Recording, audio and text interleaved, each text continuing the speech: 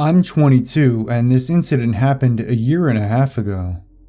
I had just moved into my first apartment and was in the process of moving in. The door that led into my apartment locks itself automatically when closed, so I was going to the entrance of the apartment complex to get my mail while I was talking on the phone with my boyfriend. I returned to my apartment and sat on the bed while opening the mail while using the phone. I dropped the phone on the floor and it landed under the bed, so I had to lie on the floor and stretch for it. I saw something that caught my eye. There was someone under my bed. My eyes widened and I choked the urge to scream. The person under my bed was lying still with his back towards me and his head to his chest, so I couldn't see his face, and he didn't see me.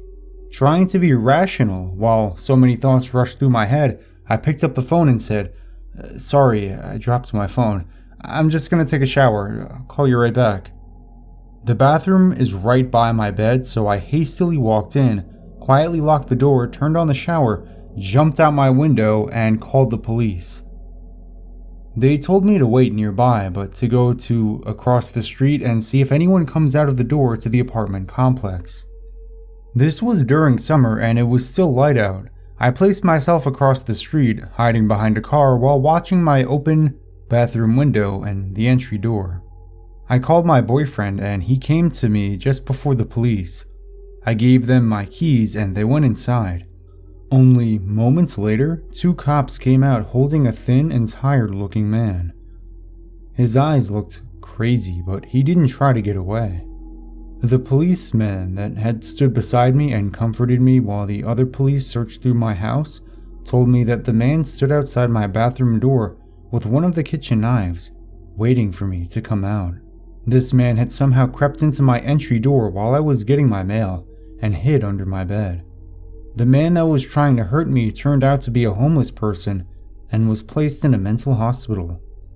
My boyfriend moved in with me the very next day.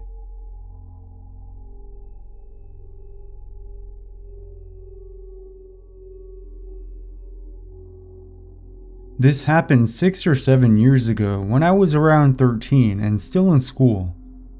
Walking home one day, going through town, the weather was unbearable. Not like that nice sunny vibe sort of warmth, but the horrible bastard heat blanket type that suffocates you. Anyway, I took off some of my school uniform, which consisted of a heavy wool blazer, long sleeve grey jumper and tie. This was a mandatory outfit living in Ireland and going to grammar school. Heavy ass coats that people have been wearing since 1667 when the shit first opened. With just a short sleeved shirt on, I headed on my merry way when this old man beckoned me to come over from across the street. He was about 60 or 70 years old, from memory, with a little driving cap and leather jacket on. Now, this is something that has landed me in trouble before. I cannot simply turn down a conversation. Regardless of when the local junkies approach, or clear red flag scenarios unfold, I always entertain the thing unintentionally. So, I walk over to this dude thinking, hey, maybe he just needs directions? First thing he asks is, "Do you want some sweets?" And offered a Terry's chocolate orange.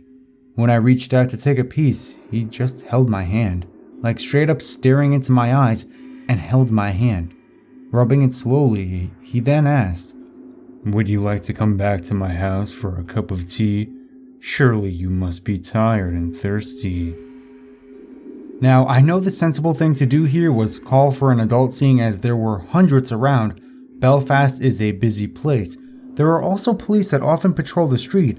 All I had to do was shout or make a scene. Instead, what came out of my mouth was, "Nah dude, that's kinda gay." Without any resistance, I released myself from his grip, took another piece of chocolate orange, and walked back over to my bus stop. Looking over my shoulder, he just stared back at me, mouth open, and after a few seconds hurried off around the corner.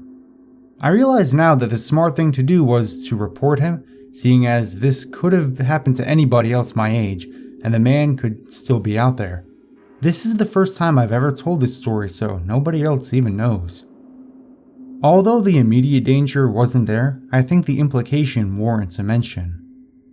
Nevertheless, chocolate orange possible child molester, let's not meet.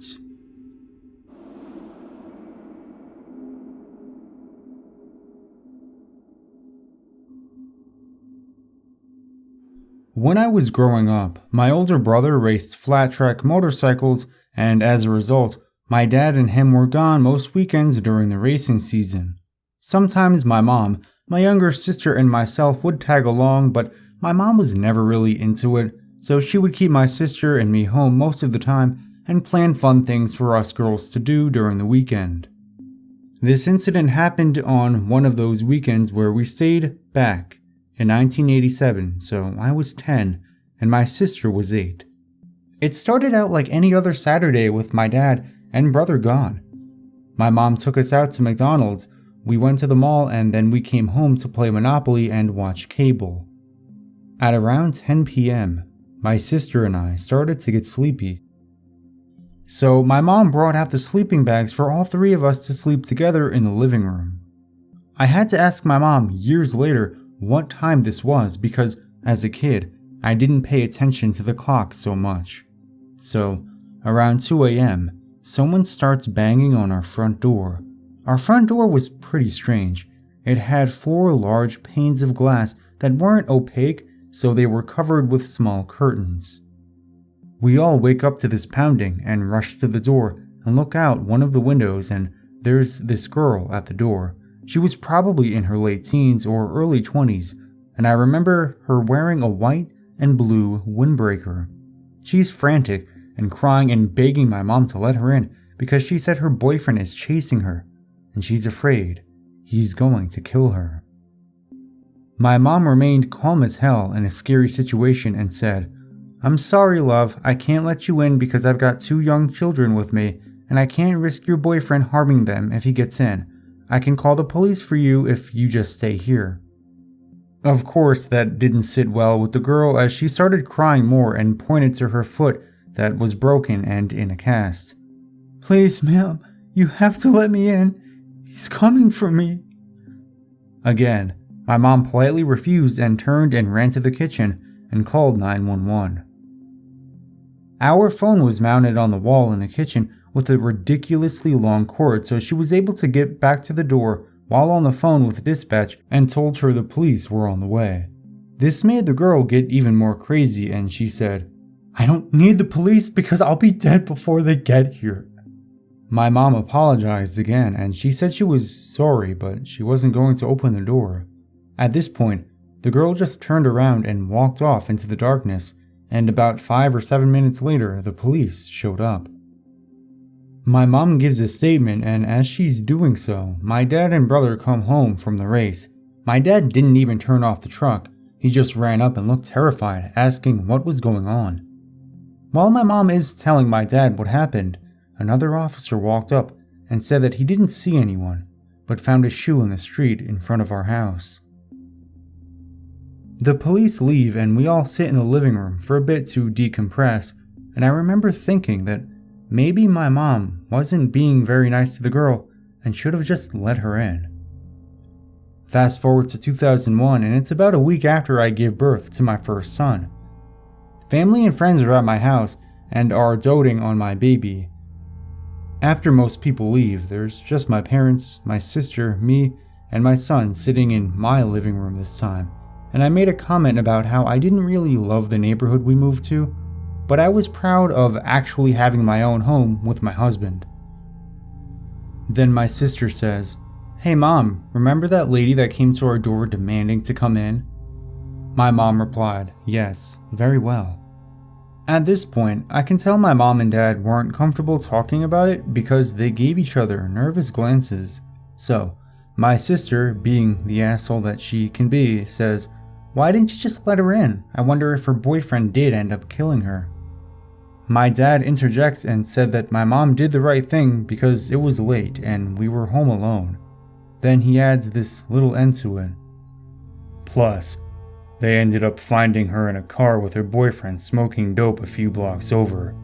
They had rope, duct tape, 2 shovels, and a bunch of knives in the trunk." My sister and I said in unison, "What?" I asked why we were never told about that, and my dad said they decided not to tell us that we wouldn't feel safe in our own home. Finding this out made me feel like a huge jerk because I had always thought that my mom was being somewhat rude, and I always wondered what happened to the girl. Now I know my mom most likely prevented a home invasion with her tough but right decision to deny this girl entry into our home. Learning about that sent chills down my spine. Even writing it out now gives me goosebumps. I don't know where that girl is, but I hope we never meet again.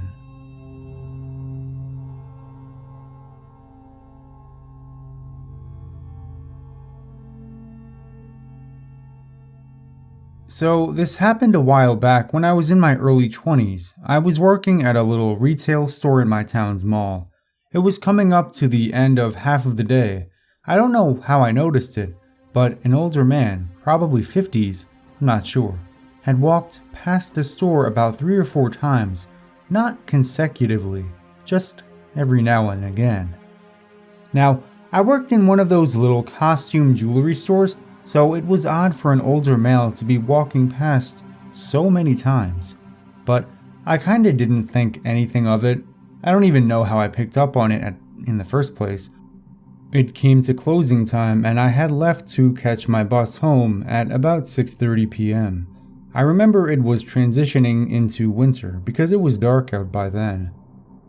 I'm a very paranoid person. I still live by the stranger danger rules, so even now, when I leave work, I make sure I change into an outfit less fashionable. I don't like drawing attention to myself in any way possible, so I try and make sure I'm as covered up and as average looking as I can be. So, as I said, I was waiting for my bus home, sitting by myself at the town center's bus terminal, and guess who walks past? The older man. At this point, I kind of felt a little uneasy, but in my head, I tried to make reason prevail as many people take buses all the damn time. My bus showed up and I got on, and well, you can guess who got on after me. I remember sitting in the seats facing inward, the ones for wheelchairs and prams, and he sat at the first seat above the steps. I remember staring forward and feeling his eyes burning into me. I kept trying to use my peripheral vision to see if he was looking at me, but not wanting him to know I noticed him. The whole bus ride, I waited to see if he got off before my stop, thinking it was just my over-anxious, paranoid mind working overtime, until I pressed the button for my stop. I waited until the last possible second to press it, and as I stood up, he did too. I went to walk to the front door of the bus, and he exited the rear. At that moment, as soon as he stepped off, I sat back down again. I had no idea where the bus went after my stop, but honestly, I didn't care. I will never forget the look on his face as the bus drove off. I have never seen such hate and anger in someone's face than I did through that window. His face is burnt into my memory like a photograph. It still absolutely terrifies me to this day. I have no idea what would have happened to me if I got off that bus at my stop that night, but I am glad my paranoia was so intense that I didn't. So, creepy older man following me home, let's not meet.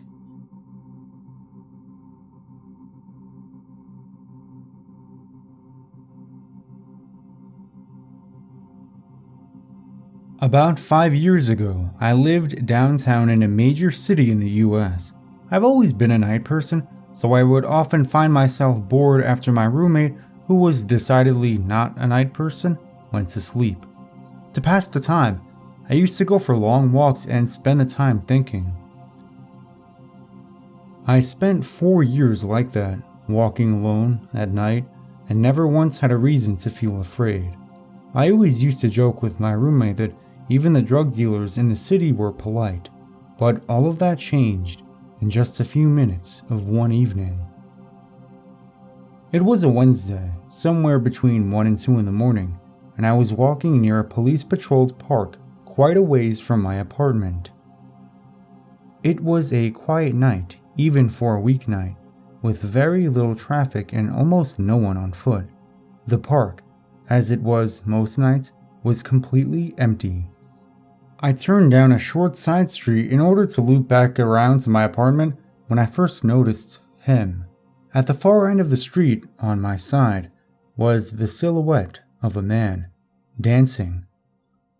It was a strange dance, similar to a waltz, but he finished each box with an odd forward stride. I guess you could say he was dance walking, headed straight for me. Deciding he was probably drunk, I stepped as close as I could to the road to give him the majority of the sidewalk to pass me by. The closer he got, the more I realized how gracefully he was moving. He was very tall and lanky and wearing an old suit. He danced closer still until I could make out his face. His eyes were open wide and wild, head tilted back slightly, looking off at the sky. His mouth was formed in a painfully wide cartoon of a smile. Between the eyes and the smile, I decided to cross the street before he danced any closer. I took my eyes off of him to cross the empty street. As I reached the other side, I glanced back, and then stopped dead in my tracks. He had stopped dancing and was standing with one foot in the street, perfectly parallel to me. He was facing me, but still looking skyward, smile still wide on his lips. I was completely and utterly unnerved by this. I started walking again, but kept my eyes on the man. He didn't move. Once I had put about half a block between us, I turned away from him for a moment to watch the sidewalk in front of me. The street and sidewalk ahead of me were completely empty. Still unnerved, I looked back to where he had been standing to find him gone. For the briefest of moments, I felt relieved until I noticed him. He had crossed the street and was now slightly crouched down. I couldn't tell for sure due to the distance and the shadows, but I was certain he was facing me. I had looked away from him for no more than 10 seconds, so it was clear that he had moved fast. I was so shocked that I stood there for some time, staring at him, and then he started moving toward me again. He took giant, exaggerated, tiptoed steps, as if he were a cartoon character sneaking up on someone. Except he was moving very, very quickly. I'd like to say at this point I ran away, or pulled out my pepper spray or my cell phone or anything at all, but I didn't. I just stood there, completely frozen as the smiling man crept toward me. And then he stopped again, about a car length away from me, still smiling his smile, still looking to the sky. When I finally found my voice, I blurted out the first thing that came to mind. What I meant to ask was, "What the hell do you want?" in an angry, commanding tone. What came out was a whimper. What the hell? Regardless of whether or not humans can smell fear, they can certainly hear it. I heard it in my own voice, and that only made me more afraid. But he didn't react to it at all. He just stood there, smiling. And then, after what felt like forever, he turned around, very slowly, and started dance walking away. Just like that. Not wanting to turn my back to him again, I just watched him go, until he was far enough away to almost be out of sight. And then I realized something. He wasn't moving away anymore, nor was he dancing. I watched in horror as the distant shape of him grew larger and larger. He was coming back my way, and this time he was running. I ran too. I ran until I was off of the side road and back onto a better lit road with sparse traffic. Looking behind me then, he was nowhere to be found. The rest of the way home, I kept glancing over my shoulder, always expecting to see his stupid smile, but he was never there. I lived in that city for 6 months after that night, and I never went out for another walk. There was something about his face that always haunted me. He didn't look drunk. He didn't look high. He looked completely and utterly insane. And that is a very, very scary thing to see.